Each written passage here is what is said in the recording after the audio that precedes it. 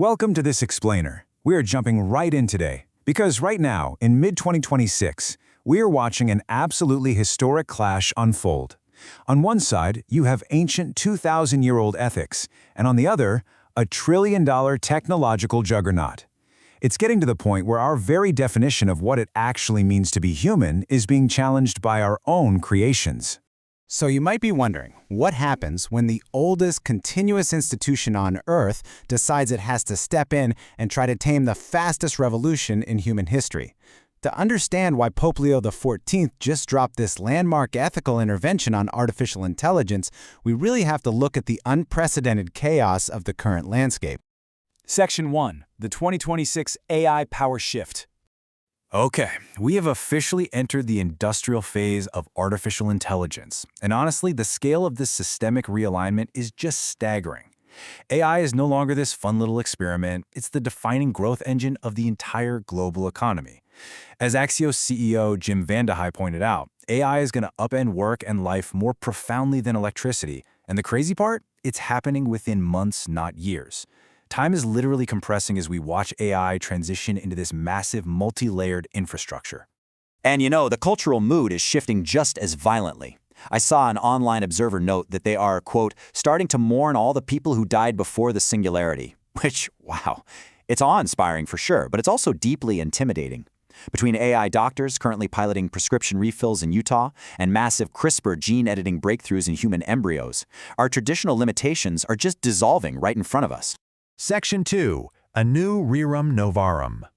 Now this is fascinating. The Vatican is drawing a massive historical parallel here.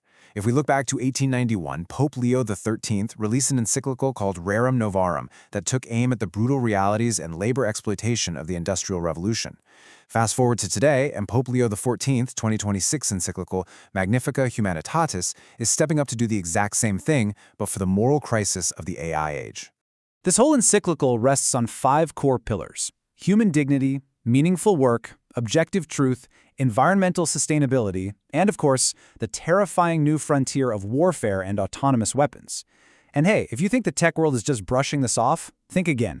Anthropic co-founder Chris Olah was actually there at the Vatican for the presentation of this document.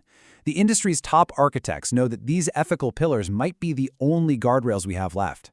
Section 3. Disarming the tech giants. A central argument from the Pope here is that technology has to be disarmed to prevent extreme power concentration. And to put that into perspective, just consider this number: $60 billion. That is the proposed valuation for SpaceX to acquire the AI coding startup Cursor. Keep in mind, this is a company that has only existed for 2 years. Hyper-capitalism is rapidly hoarding foundational AI compute into the hands of just a few megacorporations, giving them control over the entire next generation of human engineering. But it's not just software, right? It's physical hardware too. The explosive growth in AI data centers is on track to consume 20% of all global wafer capacity for high-bandwidth memory by the end of this year. This insane infrastructure demand is literally squeezing consumer electronics right out of the market. It's already spiking prices for those sub-$100 smartphones, which, by the way, provide absolutely critical internet access for millions of people across Africa and South Asia. So, while the Vatican issues moral guidance, governments are desperately scrambling to rein in this power. Impartially looking at the facts, we are seeing some starkly different political approaches right now. President Trump's recent executive order establishes a voluntary framework using NSA benchmarks to secure advanced models. Meanwhile, Senator Bernie Sanders has proposed a mandatory one-time 50% tax on frontier AI companies, paid in stock, to create a sovereign wealth fund that pays out public dividends. The shared reality across the board here? Governments know they are losing control. Section 4. Human dignity and work. Getting back to the encyclical, it places a massive focus on human labor, which aligns perfectly with the brutal realities of today's job market. We're seeing a direct pipeline of degradation. Highly skilled Hollywood professionals and traditional writers, already battered by industry strikes, are now being forced into chaotic, poorly managed AI data annotation gig work. They are literally taking drastic pay cuts to train the very machines that were built to replace them. And, well, for the people who actually manage to keep their jobs, it's not exactly a utopia.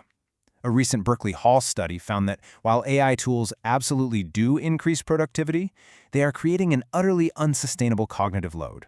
AI isn't reducing our work hours or making life a breeze. It's simply intensifying the pace of human output to an absolute breaking point, leaving people totally exhausted. Section 5. Truth, Earth, and Warfare.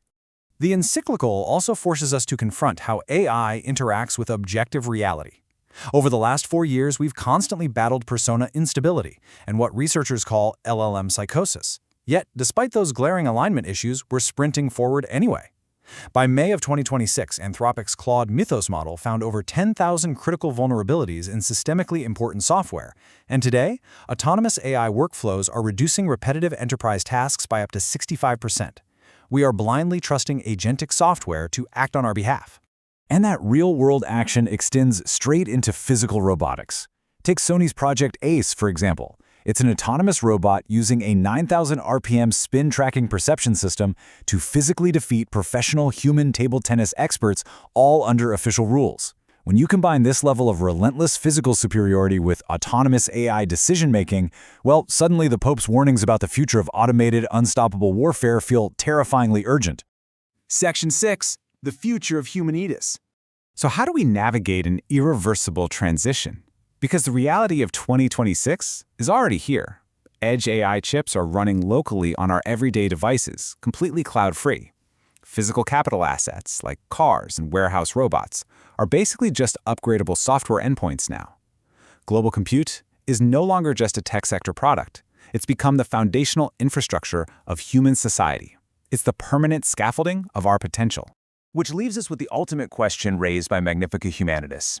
Will we actually heed the call to disarm our technology to serve human dignity? Or is humanity simply going to become just another endpoint in the machine? I'm going to leave you with that to ponder. The decisions we make today are permanent. Thanks so much for joining me for this explainer, and as always, stay curious.